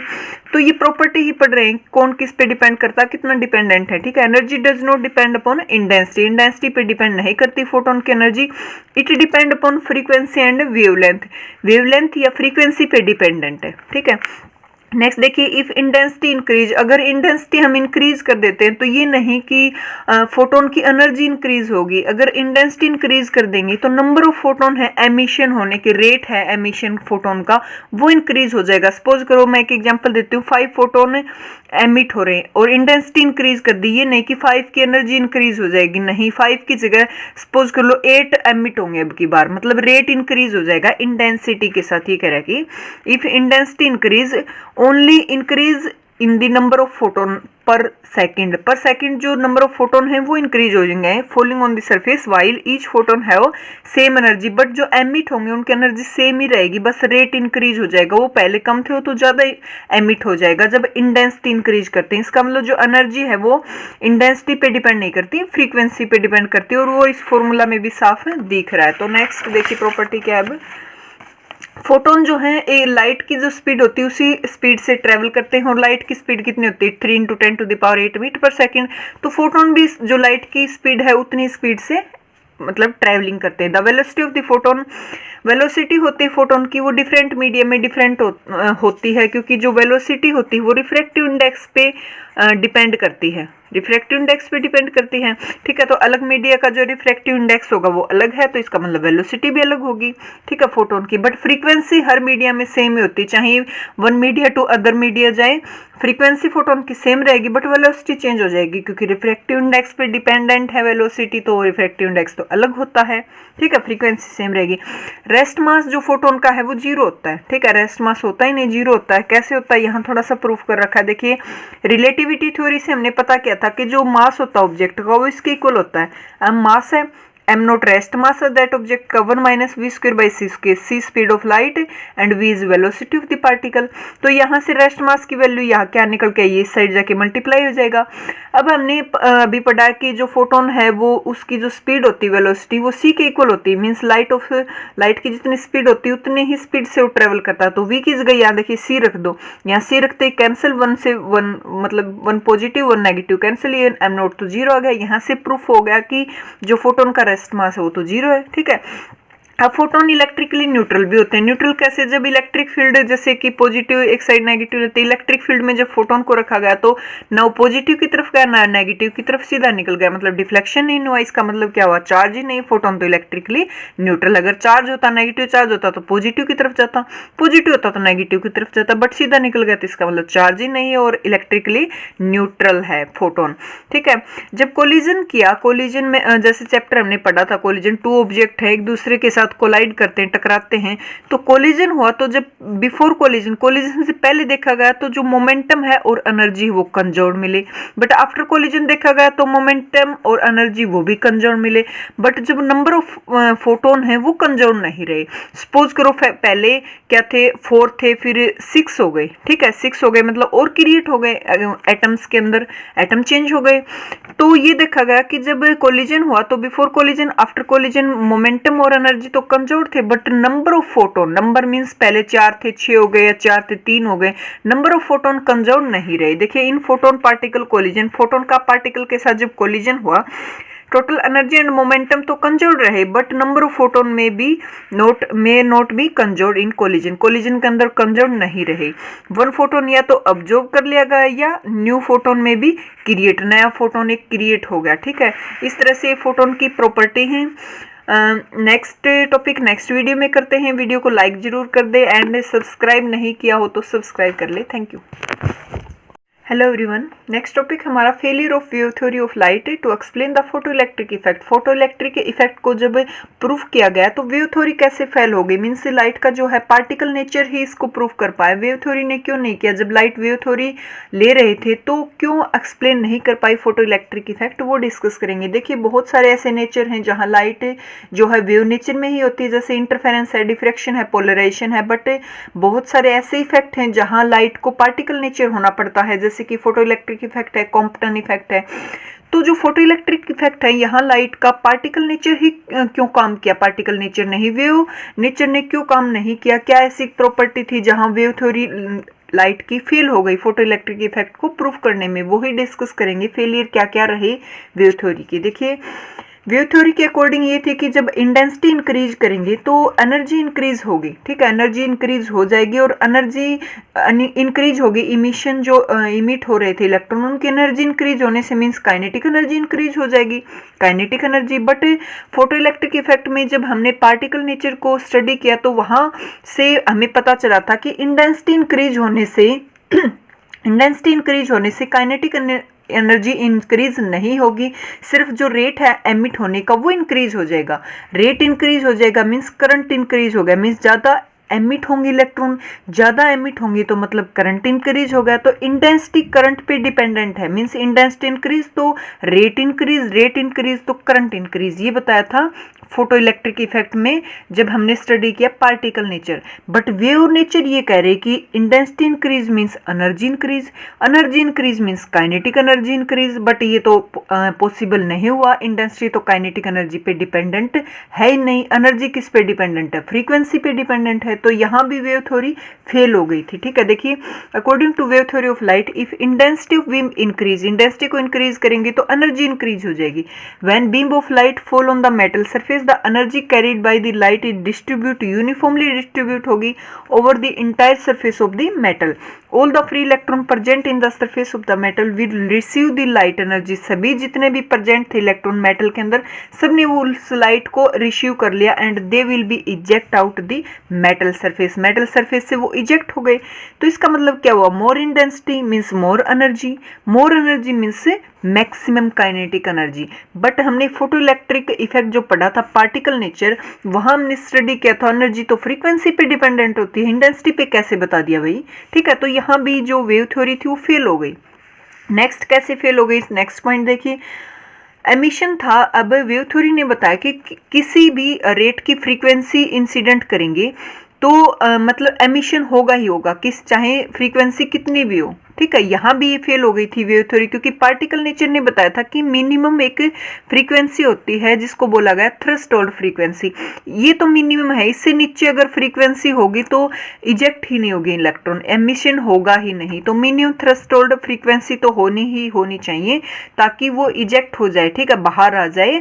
इससे अगर ज़्यादा फ्रीक्वेंसी देंगे तो मीन्स काइनेटिक एनर्जी में ऐड हो जाएगी, बट मिनिमम इतनी फ्रीक्वेंसी होनी चाहिए इजेक्ट होने के लिए। ठीक है, बट वेव थ्योरी ने बताया था कि सभी फ्रीक्वेंसी पे इजेक्ट हो जाएंगे, यहाँ भी ये फेल हो गई थी। देखिए, according to wave theory emission is possible for all frequency, हर फ्रीक्वेंसी पे एमिशन पॉसिबल है। बट पार्टिकल नेचर में हमने पढ़ा था कि मिनिमम थ्रेशोल्ड फ्रीक्वेंसी रिक्वायर्ड होगी ही होगी, जिसको थ्रेशोल्ड फ्रीक्वेंसी बोला। इतनी फ्रीक्वेंसी तो होनी चाहिए ताकि इजेक्ट हो जाए electron from the metal surface से। नेक्स्ट देखिए पॉइंट, यहाँ भी ये फेल हो गई थी। नेक्स्ट क्या बताया था कि when the wave of the light fall on the metal surface, the energy of the wave light will not go to the particular electron in metal, but it distribute to all the electron। ये कह रहा कि wave theory ने बताया था कि जब metal surface के ऊपर लाइट इंसिडेंट की जाएगी तो यूनिफॉर्मली डिस्ट्रीब्यूट हो जाती है। ठीक है, यूनिफॉर्मली मीन्स एक पर्टिकुलर इलेक्ट्रॉन के पास वो ये नहीं कि पर्टिकुलर के पास पहुंच जाए वो लाइट, वो यूनिफॉर्मली डिस्ट्रीब्यूट होगी तो इजेक्ट होने में टाइम लगता है। ठीक है, जब उसके पास से जाएगी एनर्जी तभी तो वो इजेक्ट होगा, तो यहाँ टाइम लगा। बट हमने पढ़ा था कि electron will take some time for the emission, they will also against the particle nature के ये बात भी अगेंस्ट थी, क्योंकि पार्टिकल नेचर में हमने पढ़ा था 10 टू द पावर अराउंड -8 था शायद टाइम, इतना टाइम भी नहीं लगता। जो ही एनर्जी को इंसिडेंट किया, लाइट इंसिडेंट होगी, इलेक्ट्रॉन उसी टाइम इजेक्ट हो जाएगा, बिल्कुल भी टाइम नहीं लगता, क्योंकि एक जो लाइट थी पर्टिकुलर इलेक्ट्रॉन के पास जा रही थी। बट वेव नेचर में तो यूनिफॉर्मली डिस्ट्रीब्यूट होगी, अब टाइम लगता है इजेक्ट होने में, तो ये भी इसके अगेंस्ट थी पार्टिकल नेचर के। तो वेव थ्योरी ने यहाँ भी कोई वर्क नहीं किया। ऐसे कह सकते हैं जैसे कि नल है, एक नल लगाए तो सारे जो पौधे हैं उन पे पानी ऐसे मतलब सेम रेट से जा रहा है। ठीक है, ये किस में था, वेव थ्योरी में। बट पार्टिकल नेचर में ये था कि एक पाइप तो है बट वहाँ यहाँ नल की अलग से उसका वो लगा दिया, टूटी लगा दी, कह सकते हैं एक पर्टिकुलर पौधे के पास पानी जाए अच्छे रेट में। तो ये पार्टिकल नेचर है, क्योंकि मतलब प्रॉपर एनर्जी जा रही एक इलेक्ट्रॉन के पास और वो इजेक्ट हो जाता है। बट वेव नेचर में तो एक ही पाइप था, सभी पौधों को वैसे सेम रेट से पानी दे रहा है, तो यहाँ टाइम ज़्यादा लगता है, यहाँ उसको ज़्यादा एनर्जी मिली, पर्टिकुलर एनर्जी मिली और वो इजेक्ट हो गया।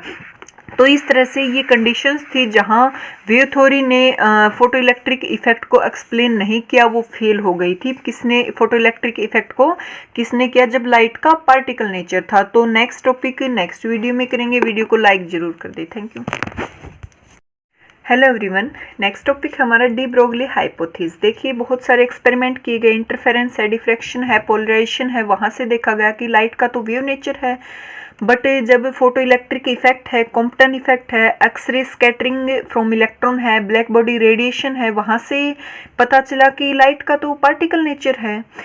फिर क्या हुआ, डी ब्रोगली ने बताया कि लाइट का दोनों ही नेचर हो सकते हैं, कभी वो वेव नेचर की तरह बिहेव कर सकती है, कभी लाइट जो है पार्टिकल नेचर की तरह बिहेव कर सकती है। इसीलिए तो इसका यूनिट्स का नाम रखा गया है dual nature of matter and radiation. Means matter और रेडिएशन के दोनों ही नेचर होते हैं, लाइट का पार्टिकल नेचर भी होता है और वेव नेचर भी होता है, जिसकी नीड होती है उसी से हम स्टडी कर लेते हैं। ठीक है, तो डी ब्रोगली ने बताया था कि अगर कोई मूविंग पार्टिकल है, मूव कर रहा है, तो उसके पास वेवलेंथ है ही है, मीन्स उसका वेव नेचर ही होगा और पार्टिकल उसके अंदर एसोसिएट होगा, उसके साथ साथ चलता है वेव के साथ है।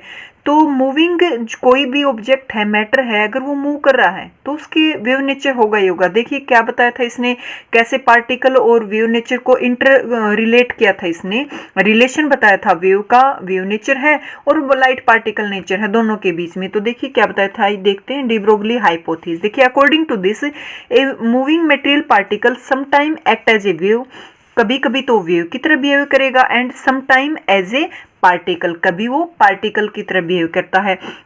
और a wave is associated with moving material particle which control the particle in every respect. जो मूविंग पार्टिकल है उसके साथ वेव नेचर है तो वो पार्टिकल को हर उसमें कंट्रोल करते, ठीक है, कंट्रोल करे पार्टिकल को कौन, वेव। जिससे मैं फिगर भी दिखाऊंगी, जैसे कि देखिए ये वेव चल रही कोई और यहाँ इसके अंदर ये पार्टिकल है, ठीक है, नेचर तो दोनों ही है, वो मूव कर रही तो उसके पास वेव नेचर है और पार्टिकल को उसने हर उसमें कंट्रोल कर रखा है, ठीक है, वेव ने। तो दिस वेव इज कॉल्ड, जो ये वेव है डी ब्रोगली वेव नाम रखा है इसको, क्या बोला गया, मैटर वेव और de Broglie wave. Whose wavelength is, wavelength given है, ये बताया डी ब्रोगली ने कि कोई भी अगर मूव कर रहा है ऑब्जेक्ट तो उसका वेव नेचर है, तो वेव नेचर है तो उसकी कुछ वेवलेंथ भी होगी, उस वेवलेंथ को बोला गया डी ब्रोगली वेवलेंथ, ठीक है, जिसकी वैल्यू डी ब्रोगली ने बताई कि लैम्डा इज इक्वल टू होता है h by m v, where lambda is wavelength, h क्या Planck constant, m mass, v velocity. तो एम वी क्या होता है, मोमेंटम, ऐसे भी लिख सकते हो h बाई p, ठीक है। तो डी ब्रोगली ने देखिए अगर वेव नेचर है तो वेवलेंथ होगी, अगर पार्टिकल नेचर है तो मोमेंटम होगा, दोनों को ही रिलेशन बता दिया डी ब्रोगली ने कि वेव नेचर है पार्टिकल नेचर, इन दोनों के बीच में ये रिलेशन होता है, lambda is equal to h by p, p momentum, ठीक है, मोमेंटम है तो पार्टिकल नेचर है, लैम्डा है वेवलेंथ है तो मीन्स वेव नेचर है। अब ये आया कहाँ से, कैसे इसको डी ब्रोगली ने ड्राइव किया है वो देखेंगे। देखिए डेरिवेशन क्या है डी ब्रोगली का, जो अभी इसने रिलेशन बताया है। हमें पता है कि जो फोटोन इंसिडेंट हो रहे थे, ऐसे फोटोन कितनी एनर्जी से इंसिडेंट करवा रहे थे, एच न्यू एनर्जी होती फोटोन की। तो यहाँ इंसिडेंट होंगे कोई मैटर के ऊपर, यहाँ इलेक्ट्रॉन है, एनर्जी को रिसीव करेंगे और रिजेक्ट कर जाएंगे इलेक्ट्रॉन मेटल सरफेस से, ठीक है। तो एनर्जी फोटोन की कितनी थी, एच न्यू थी। बट हमें पता है एक आइंस्टीन मास रिलेशन होता है, आइंस्टीन ने मास और एनर्जी के बीच में एक रिलेशन बताया था कि एनर्जी होती है वो एम सी स्क्वायर के इक्वल होती है, ठीक है। अब दोनों ही एनर्जी है, ये भी एनर्जी ये भी एनर्जी, तो दोनों को क्या रख सकते हैं, इक्वल रख सकते हैं, एम सी स्क्वायर। यहाँ से देखिए m की क्या वैल्यू आ गई, h nu by c square, इन दोनों इसके नीचे चले जाएंगे, मास की हमने वैल्यू रख ली, तो मास इज इक्वल टू आ गया h nu by c square. अब हमें निकालना है मोमेंटम, मोमेंटम होता है p, that value is mass into velocity, momentum होता है मास इनटू वेलोसिटी, मास तो ये है ही। फोटोन का मोमेंटम निकाला तो मास तो H nu by c square ही हमने फाइंड आउट किया था। और फोटोन जो है किस वेलोसिटी से मूव करता है, स्पीड ऑफ लाइट से, c से, 1c 2 कैंसिल हो गया, h nu by c, momentum आ गया एच न्यू बाई सी, ठीक है। अब h nu by c, c अगर ये न्यू सी के नीचे आ जाता है मीन्स ऐसे न्यू, तो सी बाई न्यू तो वही लैम्डा होता है। हमें पता है कि फ्रीक्वेंसी और वेवलेंथ इनवर्सली प्रोपोर्शनल होते हैं, ठीक है। तो यहाँ से देखिए पी की क्या वैल्यू निकल के आ गई, एच बाई लैम्डा, और लैम्डा की हम यहाँ से फाइंड आउट कर सकते हैं, लैम्डा इधर चल जाएगा तो पी इसके नीचे आ जाएगा। ऐसे डी ब्रोगली ने इसका रिलेशन फाइंड आउट कर लिया कि वेवलेंथ इज इक्वल टू होता है एच बाई पी, और ऐसे भी लिख सकते हैं एच बाई एम वी, ठीक है। तो डी ब्रोगली ने जो वेव नेचर है पार्टिकल नेचर है दोनों के बीच में रिलेशन बताया, और बताया कि एक मूविंग पार्टिकल है उसके वो वेव नेचर होगा ही होगा, मीन्स वेव होगी ही होगी। तो ये क्वेश्चन आता है कि एक जब बॉल हम ऊपर की तरफ फेंकते हैं तो मूव ही कर रही है, ये इधर फेंकते हैं तो उसकी हमें वेव ऐसे क्यों नहीं दिखाई देती। देखिए जो यहाँ से रिलेशन पता चलता है कि जो लैम्डा है, यहाँ देख लीजिए लैम्डा है वो किसके इनवर्सली प्रोपोर्शनल है, h बाई एम वी होता है। तो लैम्डा ऐसे लिख सकते हैं इनवर्सली प्रोपोर्शनल है मास के, मास नीचे, इनवर्सली का मतलब आप समझते होंगे one quantity increase that second quantity decrease. तो अगर मास है बॉल का वो ज़्यादा ही होता है, ठीक है। अगर मास ज़्यादा होगा तो वेवलेंथ उसकी बहुत छोटी होगी, मीन्स कम होगी। तो एक इलेक्ट्रॉन का मास एक बॉल का मास आप कंपैरिजन करके देखो कितना फर्क है। इलेक्ट्रॉन का तो मास 10⁻³ के अराउंड होता है, तो मास बहुत कम है, तो मीन्स लैम्डा ज़्यादा आएगा, लैम्डा ज़्यादा आएगी तो इलेक्ट्रॉन की तो वेव में चलती हुई दिखेगी। बट देखिए बॉल का मास होता है वो ज़्यादा होता है, अगर मास ज़्यादा है तो लैम्डा बहुत कम आएगा, लैम्डा बहुत कम है तो इसीलिए हम बॉल फेंकते हैं तो उसके हमें ऐसी वेव नेचर नहीं दिखता, क्योंकि लैम्डा की वैल्यू बहुत बहुत बहुत ही कम आती है, नेग्लेक्जिबल होती है और वेव हमें चलती हुई दिखाई नहीं देती। बट एक्चुअल में वेव होती है। कितनी होती है, यहाँ से इसके ऊपर जब वो करेंगे ना, न्यूमेरिकल सोल्व करेंगे, वहां मैं निकाल के दिखाऊंगी कि मास इलेक्ट्रॉन का लेके और बोल का मास लेके कि दोनों की लैम्डा की वैल्यू कितनी आती है, तो इसलिए हमें बोल की नहीं दिखाई देती। इस तरह से कंसेप्ट था डी ब्रोगली हाइपोथेसिस का। नेक्स्ट वीडियो में करेंगे नेक्स्ट टॉपिक। वीडियो को लाइक जरूर कर दें एंड सब्सक्राइब कर ले चैनल को। Thank you. हेलो एवरीवन, हमारा नेक्स्ट टॉपिक है de Broglie wavelength of electron. Electron की डायरेक्ट हम डी ब्रोगली वेवलेंथ कैसे फाइंड आउट कर सकते हैं। देखिए कई बार न्यूमेरिकल्स में डायरेक्ट पूछा जाता है कि इलेक्ट्रॉन जब मूव कर रहे हैं तो किस वेवलेंथ से मूव कर रहे हैं, ठीक है, जबकि पोटेंशियल डिफरेंस से इतना अप्लाई किया गया, पोटेंशियल डिफरेंस दे देते हैं। जैसे कि हम फोटो इलेक्ट्रिक इफेक्ट पढ़ रहे थे, यहाँ कैथोड था, यहाँ एनोड प्लेट ले रहे थे। जो फोटोन इंसिडेंट किया तो यहाँ इलेक्ट्रॉन था, एनोड पे नेगेटिव चार्ज था तो पॉजिटिव चार्ज था, तो पॉजिटिव चार्ज इलेक्ट्रॉन के चार्ज को अट्रैक्ट करेगा क्योंकि इलेक्ट्रॉन पे नेगेटिव चार्ज होता है। मींस ये मूव करेंगे कैथोड टू एनोड, तो मूव करेंगे तो ये डायरेक्ट न्यूमेरिकल में डाल दिया जाता है कि इलेक्ट्रॉन किस वेवलेंथ से मूव कर रहे हैं, जबकि पोटेंशियल डिफरेंस से ये अप्लाई किया गया। वी की वैल्यू कोई भी दे देते हैं, ये चेंज कर सकते हैं, ठीक है, पोटेंशियल तो हम चेंज कर ही सकते हैं। तो पोटेंशियल गिवन होता है कि इतने पोटेंशियल के ऊपर इस इलेक्ट्रॉन की वेवलेंथ क्या होगी, डायरेक्ट न्यूमेरिकल में पूछे जाते हैं। तो हम एक ऐसा रिलेशन फाइंड आउट कर लेंगे अभी कि डायरेक्ट वी की वैल्यू रखते ही लैम्डा निकल के आ जाएगा इलेक्ट्रॉन्स का, ठीक है। तो वो डेरिवेशन आइए देखते हैं कि कैसे। देखिए मास ले लेते हैं, मास ऑफ इलेक्ट्रॉन एम से डिनोट कर दिया, उसके ऊपर चार्ज ई है, सपोज कर लो वी वेलोसिटी से इलेक्ट्रॉन एक्सेलेरेट कर रहा है, इधर मूव कर रहा है वी वेलोसिटी से, तो काइनेटिक एनर्जी इलेक्ट्रॉन की क्या होगी, हाफ एम वी स्क्वायर होती है काइनेटिक एनर्जी। तो अब वर्क डन कितना होगा, देखिए वर्क डन तो हम पढ़ते हैं कि चार्ज इनटू पोटेंशियल जो कि अप्लाई किया गया उसके इक्वल होता है। तो वर्क डन क्या निकल के आ गया, ई वी, ठीक है। ई इलेक्ट्रॉन का चार्ज है एंड वी जो अप्लाई किया वोल्टेज। तो देखिए work done and kinetic energy तो इक्विवेलेंट ही होते हैं, दोनों को इक्वल रख दिया, इधर रख दिया हाफ एम वी स्क्वायर, उधर इधर रख दिया ई वी।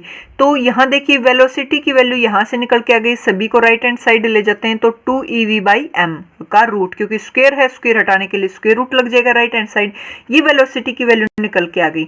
अभी अभी हमने पिछले टॉपिक में डी ब्रोगली वेवलेंथ का कंसेप्ट पढ़ा था कि किस तरह से उसने जो लाइट का वेव नेचर था, पार्टिकल नेचर था, दोनों को रिलेट कर दिया था। क्या बताया था डी ब्रोगली ने कि लैम्डा इज इक्वल टू होता है h बाई पी, ठीक है। P is momentum, h Planck constant and lambda is wavelength. Lambda किसके लिए, वेवलेंथ मींस वेव नेचर के लिए यूज करते हैं, मोमेंटम मींस पार्टिकल नेचर है, दोनों का रिलेशन बताया था डी ब्रोगली ने। तो देखिए पी मोमेंटम होता है किसके इक्वल होता है, एमवी के, मास इनटू वेलोसिटी के। तो अभी भी हमने वेलोसिटी तो फाइंड आउट की थी, इस वेलोसिटी की जगह इसकी वैल्यू यहाँ पुट अप कर दी, ठीक है। पुट करके देखिए अंदर ले गए हमको, ये आ गया लैम्डा की वैल्यू, ये निकल के आ गई। अब इनकी वैल्यू तो फिक्स जो हम रख सकते हैं, क्योंकि पता ही है हमें h की वैल्यू प्लांक कांस्टेंट है, क्या होती है 6 into 6 6.6 10 to the power minus 34, ठीक है। 2 की जगह 2 रख दिया। मास कितना होता है इलेक्ट्रॉन का, 9 into 10 to the power minus 31। Electron one electron की वैल्यू क्या होती है 1.6 10 टू द पावर माइनस 19। अब सिर्फ वी की वैल्यू हमें नहीं पता, ठीक है, क्योंकि वी की तो पोटेंशियल डिफरेंस से चेंज होता रहता, चेंज कर सकते हैं, तो वी की जगह वी रख दिया। कोई फिक्स तो लेते ही नहीं, क्योंकि कई बार हम देखिए एनोड पे पॉजिटिव ज्यादा दे रहे थे, कई बार नेगेटिव कन्वर्ट कर देते थे, तो ये चेंज होती रहती है। तो देखिए यहाँ जब इसकी कैलकुलेशन की तो यहाँ से लैम्डा की वैल्यू निकल के आ गई 12.27 और नीचे आ गया देखिए रूट में वी एंगस्ट्रन। ये ए की वैल्यू क्या होती है 1 angstrom is equal to 10 to the power minus 10 metre. तो मीटर में आया था, इसको एंगस्ट्रन में कन्वर्ट कर लिया। लैम्डा की वैल्यू आ गई 12.27 रूट ऑफ वी एंगस्ट्रन। देखिए यहाँ पे अगर वी की वैल्यू कुछ भी गिवन हो, भी इतना पोटेंशियल डिफरेंस अप्लाई हो रहा है सर्किट के अंदर, तो इलेक्ट्रॉन किस वेवलेंथ से मूव करें तो हम डायरेक्ट वेवलेंथ की वैल्यू निकाल सकते हैं इस फॉर्मूला से। तो ये याद रखना है, ठीक है। ऊपर फिक्स रखेंगे और नीचे जितना वोल्टेज हमने अप्लाई किया है और लैम्डा की वैल्यू आ जाएगी। वीडियो को लाइक कर दें, thank you. Hello everyone, next topic हमारा dual nature of radiation. Dual means दो नेचर है रेडिएशन के। आइए वो स्टडी करते हैं, क्या रेडिएशन के दो ही नेचर होते हैं, वो कौन कौन से होते हैं। देखिए कुछ फिनोमिनाज किए गए, जैसे कि इंटरफेरेंस है, डबल स्लिट एक्सपेरिमेंट करे थे, डबल स्लिट लगा के तो लाइट ऐसे वेव की तरह चल रही थी।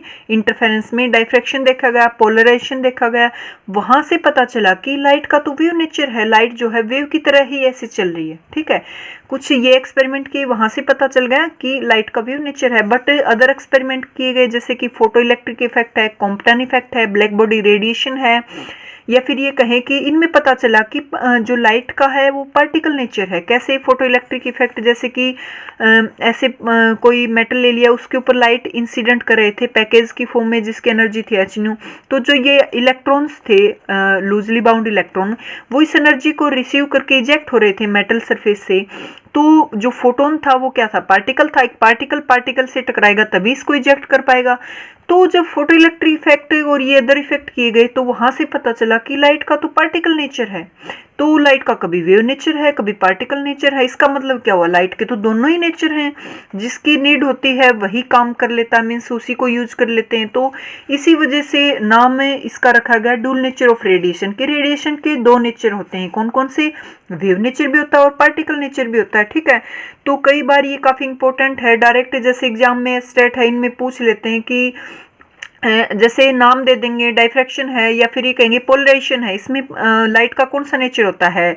वेव नेचर होता है, पार्टिकल नेचर होता है। तो हमें चूज करना होता है। तो ये डायरेक्ट अलग अलग हैं, या ये पूछ लें फोटो इलेक्ट्रिक इफेक्ट में कौन सा नेचर होता है, तो पता होना चाहिए कि लाइट का किस में वेव नेचर होता है, किस में पार्टिकल नेचर होता है, या किस में दोनों नेचर होते हैं। ठीक है, तो देखिए फोटो इलेक्ट्रिक में जैसे कि मैंने लिख रखा है, एक सिंगल फोटोन है ऑफ रेडिएशन स्ट्राइक कर रहा था मेटल सरफेस से, it give up all its energy to a single electron. अपनी सारी एनर्जी किसको दे रहा था? इलेक्ट्रॉन को दे रहा था।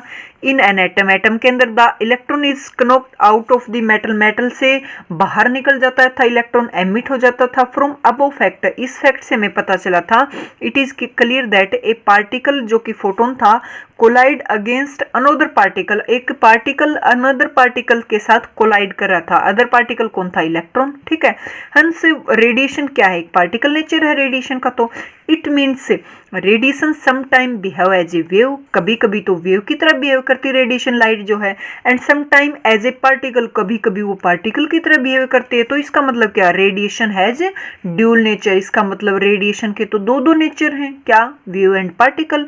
तो यहाँ मैंने 3 कैटेगरी में डिवाइड कर रखा है कि अलग अलग लिख रखा है किसमें पार्टिकल और नेचर होता है, किसमें वेव नेचर होता है, या किसमें दोनों नेचर हो सकते हैं। ठीक है, देखिए वेव नेचर ऑफ रेडिएशन किस में होता है? इंटरफेरेंस में, डायफ्रैक्शन में, या पोलराइजेशन में। ठीक है, पार्टिकल नेचर किस किस में होता है? फोटो इलेक्ट्रिक इफेक्ट में, कॉम्पटन इफेक्ट में, ब्लैक बॉडी रेडिएशन में। ठीक है, ETC और भी होते हैं। तो आइदर ऑफ वेव नेचर और ए पार्टिकल नेचर ऑफ रेडिएशन, या तो पार्टिकल नेचर या वेव नेचर दोनों ही मीन्स हो सकते हैं किसमें? रेक्टिलिनियर में, रिफ्लेक्शन में, रिफ्रैक्शन में, ETC। ठीक है, रिफ्लेक्शन में वेव नेचर भी हो सकता है, पार्टिकल नेचर भी हो सकता है। ठीक है, तो इस तरह से लाइट के दो नेचर होते हैं, या कहें कि मैटर के भी दो नेचर होते हैं, particle nature as well as wave nature. ठीक है, तो वीडियो को लाइक जरूर कर दें, सब्सक्राइब कर ले चैनल को अदर वीडियोस के लिए, एंड शेयर करें। Thank you. हेलो एवरीवन, हम जो चैप्टर कर रहे हैं वो dual nature of matter and radiation वाला कर रहे हैं। सारी थ्योरीज के जो टॉपिक हैं वो ख़त्म हो चुके हैं। कुछ न्यूमेरिकल कर लेते हैं जो इंपॉर्टेंट न्यूमेरिकल हैं, जो बार बार एग्जाम्स में पूछे जाते हैं। देखिए वैसे भी सोल्व कर सकते हैं हम यहाँ पे, बट बहुत टाइम लग जाएगा क्योंकि करके तो आपको ही देखना पड़ेगा खुद को, तभी अच्छे समझ आएगा। बट मैं एक एक कंसेप्ट है, एक एक पॉइंट है, कैसे सोल्व करते हैं, कौन सा फॉर्मूला यूज करते हैं, सारे स्टेप बता दूंगी। तो देखिए the threshold frequency for a certain metal, कोई मेटल है जिसकी थ्रेशोल्ड फ्रीक्वेंसी गिवन है। थ्रेशोल्ड फ्रीक्वेंसी होती क्या? देखिए वो मिनिमम फ्रीक्वेंसी होती है जितनी कि वो फ्रीक्वेंसी तो देनी ही देनी पड़ेगी, तभी इलेक्ट्रॉन जो है एमिट हो सकते हैं। इससे नीचे फ्रीक्वेंसी के एमिशन ही नहीं होगा इलेक्ट्रॉन का। ठीक है, ये मिनिमम फ्रीक्वेंसी होती है, इस पे ही एमिशन होता है इलेक्ट्रॉन्स का। इससे ज्यादा दे सकते हैं, इसके इक्वल तो होनी चाहिए। ठीक है, मिनिमम, इससे कम देंगे तो इजेक्ट ही नहीं होंगे। तो थ्रेशोल्ड फ्रीक्वेंसी गिवन है। If the light of the frequency this, ये बट इतनी दी गई है, उसके ऊपर दी है इतनी, और मिनिमम उसके लिए रिक्वायर्ड है इतनी थ्रेशोल्ड फ्रीक्वेंसी, बट दी गई है ये frequency. Is incident on the metal, metal के ऊपर इंसिडेंट की गई।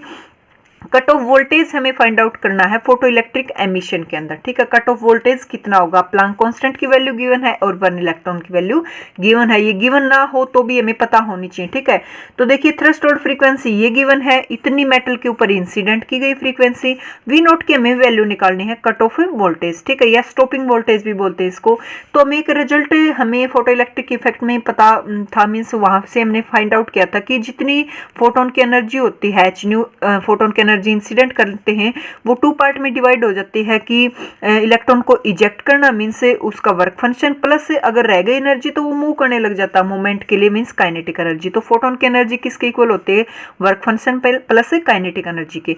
अब काइनेटिक एनर्जी की वैल्यू भी किसके इक्वल होती है, E into stopping potential EV not. ठीक है, यहाँ ये पुटअप कर देंगे काइनेटिक एनर्जी के जगह, काइनेटिक एनर्जी को इधर ले आए तो एच न्यू माइनस ये हो जाता है वर्क फंक्शन, और वर्क फंक्शन की भी ये वैल्यू होती है कि मिनिमम इतनी फ्रीक्वेंसी तो देनी ही देनी है तभी वो इजेक्ट कर पाएगा। तो work function is equal to h nu naught, यहाँ पुटअप कर दिया तो काइनेटिक एनर्जी की जगह ये रख दिया, एच कॉमन ले लिया, न्यू माइनस न्यू नॉट। ठीक है, अब हमें तो स्टॉपिंग पोटेंशियल निकालना है तो इसकी लेफ्ट हैंड साइड रख लो, ई को इधर ले जाओ। ठीक है, सभी वैल्यूज हमें गिवन है तो सभी को पुटअप कर दो। देखिए एच की वैल्यू पुट कर दी, ई की वैल्यू पुट कर दी, न्यू भी गिवन है एंड थ्रेशोल्ड फ्रीक्वेंसी भी गिवन है, दोनों की वैल्यू पुट कर दी तो स्टॉपिंग पोटेंशियल हमारा निकल के आ गया 2.03 वोल्ट। देखिए next, what is the de Broglie wavelength associated with, de Broglie wavelength find out करनी है। देखिए डी ब्रोगली वेवलेंथ का एक वो बताया था रिलेशन किसके इक्वल होती है, h बाई p के। h is Planck constant, p is momentum and lambda is de Broglie